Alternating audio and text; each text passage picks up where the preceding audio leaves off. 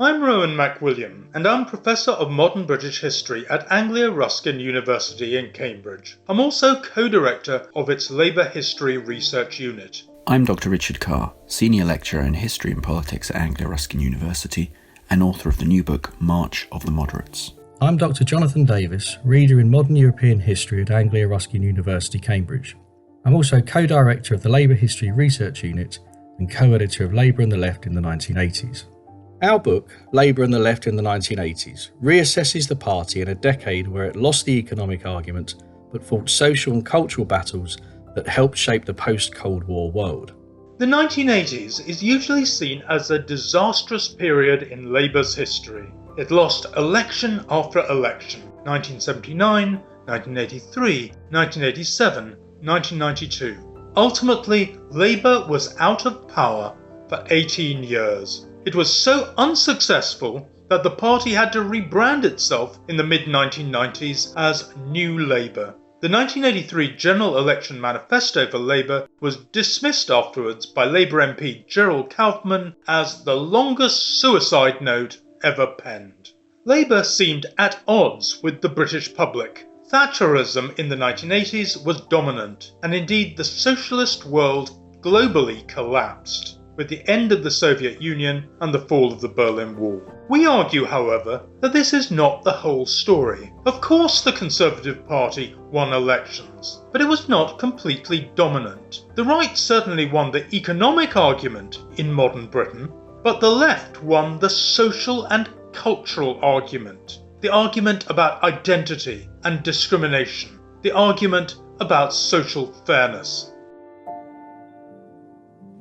Where the economics of the decade were concerned, the book notes that, like other socialist and social democratic parties in the 1980s, Labour rode the waves of change brought about by globalisation, and it floundered in the face of the new right's assault on public services, community and society, and the notion of putting people before profit. Labour was forced to respond to the new narrative that hailed free markets and individualism as the only way forward, by accepting that market forces would have to play a bigger role in its thinking. Consumerism and the consequences of deindustrialisation were recognised by Neil Kinnock as the new realities, as was summed up in his policy review that began after Labour lost the 1987 general election. Market forces became a more central part of Labour's understanding of the contemporary world. The 1980s saw the French socialist government adopt neoliberal policies, Mikhail Gorbachev introduce individualism into the Soviet economy during Perestroika, and Deng Xiaoping opened China up to Western businesses and capitalist economics. Labour then was part of a global crisis that engulfed the left. Kinnock accepted the new realities, but also argued that Labour would use the market differently, and it would have different priorities such as funding the National Health Service. He also promised that there would be no slide to the right and no concession to Thatcherism, as he put it. The market did come to play a much greater role in Labour's thinking, but Kinnock's promise held good as Labour always continued to believe that there was such a thing as society. However, our book also shows how the decade was not a complete disaster for Labour. While it was caught up in the economic consequences of globalisation, it was also part of a global fight for progressive politics that are the norm today.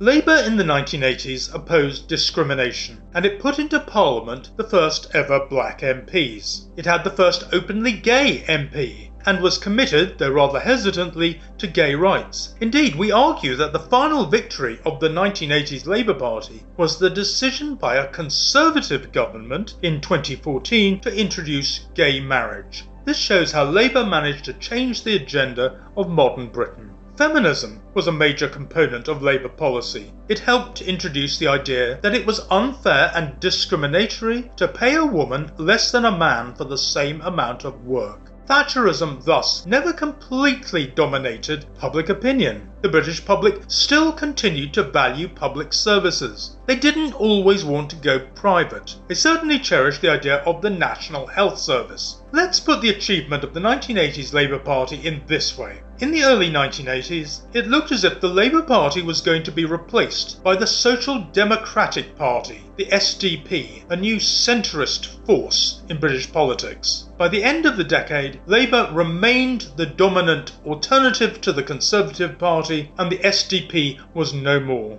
That was the achievement of the Labour Party in the 1980s and of Neil Kinnock as Labour leader.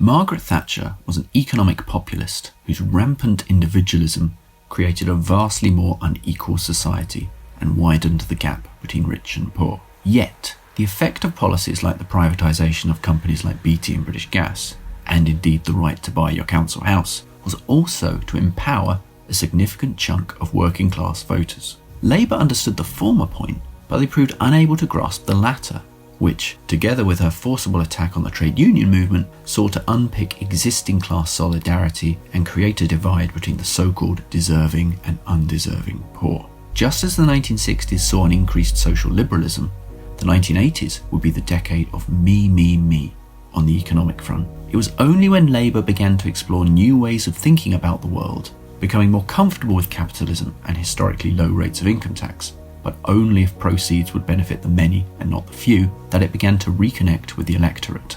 The slow turn to this position would take 4 elections and a good deal of heartbreak. Neil Kinnock, who emerged from the Labour left, dragged the party heroically to the centre after becoming leader. One way he did this was by advocating for a national investment bank, an institution akin to other examples on the continent, principally Germany, where the state provided guarantees to certain private sector lending. In 1983, Michael Foot's Hard Left manifesto had promised a similar body, albeit one the party's left wanted to be capitalised by either nationalising one of the major commercial banks or larger pension funds. The Tory press, unsurprisingly, was not sympathetic here. Aiming to solve the problem of underlending to industries of local or regional importance, Kinnock boxed considerably cleverer than his predecessor. For the new leader, the National Investment Bank was not only an idea with considerable merit itself, but it was also a means of reconciling different wings of the Labour Party. For those on the Labour right, the bank was about encouraging capital flows to productive capitalism, providing succour to what some uncharitably dubbed the Give Greed a Chance Brigade. Concurrently, to those on the left, it was about bringing the City of London to heel and plugging the gaps the big banks were refusing to lend to. Kinnock still hadn't got round the problem that new taxes or borrowing would be needed to fund it, but his framing of the positive ends of the policy brought him both considerable internal space and more sympathy from the British electorate. Neil Kinnock was a significant leader in the history of the Labour Party. He had real merits in a number of areas, combining the oratorical genius of James Maxton with the pragmatism of a Gordon Brown. Although, as Robert Saunders shows, he had taken the standard leftist position of wanting to leave the European Economic Community in the 1975 referendum, he would eventually lead Labour to closer links with the continental social democratic left after 1983. Though he was a passionate campaigner against injustice, he realised that without the party taking power again, nothing could be done about it.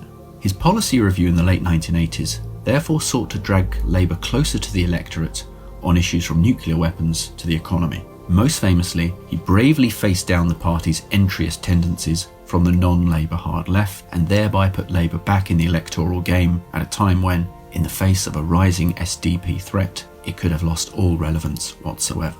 By the end of the 1980s, Kinnock's Labour Party was indisputably the main alternative to the Tory party.